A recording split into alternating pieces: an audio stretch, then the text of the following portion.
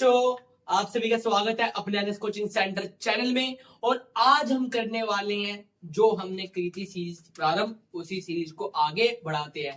Series का नाम क्या था बेटा? डू यू नो मैं तेनू किन्ना। समझ गए ना बेटा? चलिए बेटा, आज हम पढ़ेंगे डू यू नो सीरीज। बेटा एनसीईआरटी में हर जगह कोने कोने में लिखा है do you know, do you know, do you know. क्या आप जानते हैं? चलिए, आप नहीं जानते पर आपको एनसीईआरटी की एक एक चीजें क्या है बताई जाएंगी। जो एनसीईआरटी बोलती है डू यू नो, तो आप उनसे बताना यस आई नो। चलिए करते हैं क्लास को प्रारंभ। चलिए बेटा, बेटा जो ये आपको दीवार दिख रही है, बेटा जो आपको ये दीवार दिख रही है, बेटा कहाँ की दीवार है? बेटा चीन की दीवार है। बेटा चीन में क्या आए दिन क्या है बेटा आक्रमण होते थे। बेटा कौन आक्रमण करते थे? बेटा मंगोल चंगेज खान के द्वारा क्या थे बेटा यहाँ पे आक्रमण किया थे। उसके आक्रमणों से बचने के लिए, घुसपैठ से बचने के लिए क्या है बेटा इस दीवार का क्या किया गया था बेटा? निर्माण किया गया था। ये बेटा दुनिया की सबसे लंबी दीवार है। और बेटा इस दीवार का निर्माण क्या है बेटा? मौर्य साम्राज्य के स्थापना से कुछ शताब्दियों पहले क्या किया गया था बेटा? इसकी स्थापना की गई थी, इसका निर्माण किया गया था।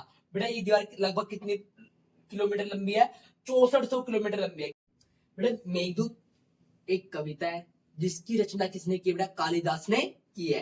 एक नाटक, एक उपन्यास है बेटा मेघदूत। बेटा इसके रचयिता कौन है? बेटा कालिदास है।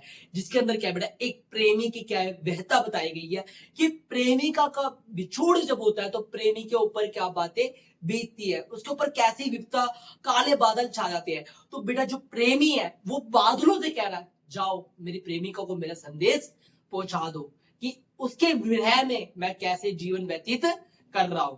तो बेटा बादलों के माध्यम से क्या है बेटा संदेश पहुंचाने का क्या किया गया? कार्य किया गया। किसमें बेटा? मेघदूत में। ठीक है बेटा? चलिए बेटा, बेटा कलिंग युद्ध का वर्णन। बेटा आपको पता होना चाहिए कलिंग युद्ध किन के बीच में हुआ था? बेटा कलिंग युद्ध अशोक के द्वारा क्या है बेटा लड़ा गया था। और वर्तमान में बेटा जहां पे ये युद्ध लड़ा गया था, वर्तमान में इस क्षेत्र को किस नाम से जाना जाता है?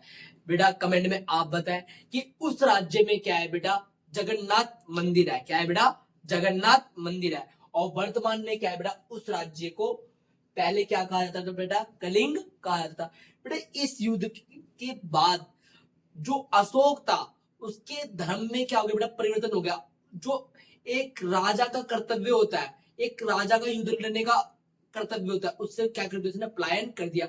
जब उसने देखा कि मैंने ये युद्ध तो जीत लिया किंतु इतने सारे मासूम नौजवान सैनिक क्या है मारे गए हैं, बहुत सारी स्त्रियां क्या हो गई? विधवा हो गई है, बच्चे अनाथ हो गए हैं। सिर्फ और सिर्फ एक राज्य को जीतने के लिए मैंने इतना ज्यादा खून बहाया है। तो उसका दिल, हृदय क्या हो गया बेटा? परिवर्तन हो गया। और इसी युद्ध के बाद अशोक ने शपथ ली कि मैं आगे कभी भी शस्त्रों का प्रयोग नहीं करूंगा। और दूसरी बेटा क्या करी बेटा? धर्म परिवर्तन किया।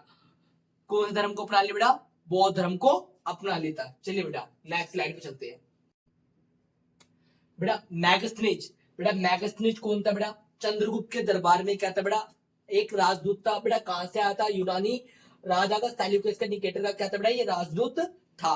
और जब चंद्रगुप्त मौर्य के दरबार में क्या था बेटा? दरबारी था। ठीक है बेटा? तो ये बेटा बहुत इंपॉर्टेंट है कि मैग्नेस्टिक की बुक का नाम क्या था बेटा? इंडिका। बेटा क्या नाम था? इंडिका। इसने अपने पुस्तक के अंदर क्या है बेटा? राजधानी का वर्णन किया है कि राजधानी कैसी है सम्राट की, सम्राट का कैसा रुतबा है, ये सारी चीजों को वर्णन। बेटे कैसे राजा क्या है संचालन कर रहा है सेना का, कितनी समितियां है, कितनी उप समितियां है, मतलब राजधानी की एक एक चीज का क्या है बेटा बारीकी से वर्णन किया था बेटा किसमें? मैगस्थनीज ने अपनी पुस्तक में। बेटा कहाँ का राजदूत था ये? यूनान का। बेटा किस राजा का राजदूत था बेटा? सेल्यूकस निकेटर का। चलिए बेटा नेक्स्ट स्लाइड पे चलते। बेटा वन, वन किसे कहते हैं बेटा? बेटा इस समय उत्तर भारत में खासकर गंगा यमुना का जो क्षेत्र था बेटा, ऋग्वेद की क्या थी बेटा? रचना हो गई थी। और ऋग्वेद की रचना के बाद जितने भी ग्रंथ लिखे गए या जितने भी वेदों की रचना हुई उन्हें क्या कहते हैं बेटा? उत्तर वैदिक काल कहते हैं। क्या कहते हैं?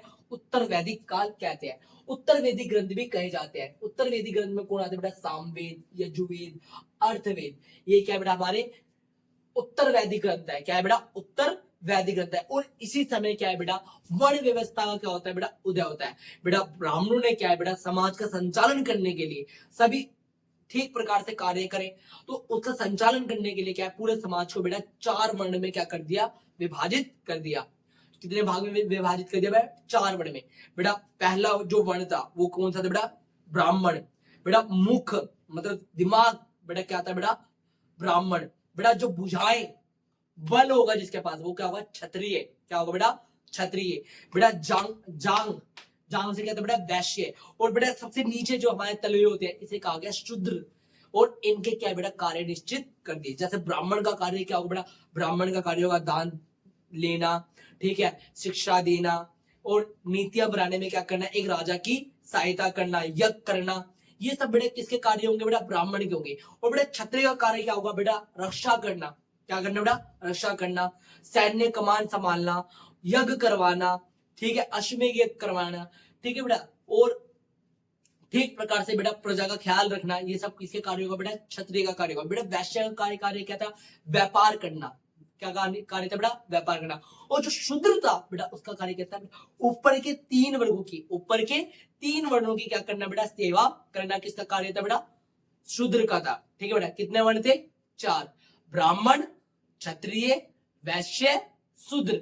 ठीक है बेटा, चलिए बेटा नेक्स्ट टॉपिक। वीडियो को लाइक करें, शेयर करें और चैनल को सब्सक्राइब करना ना भूलें, एनएस कोचिंग सेंटर।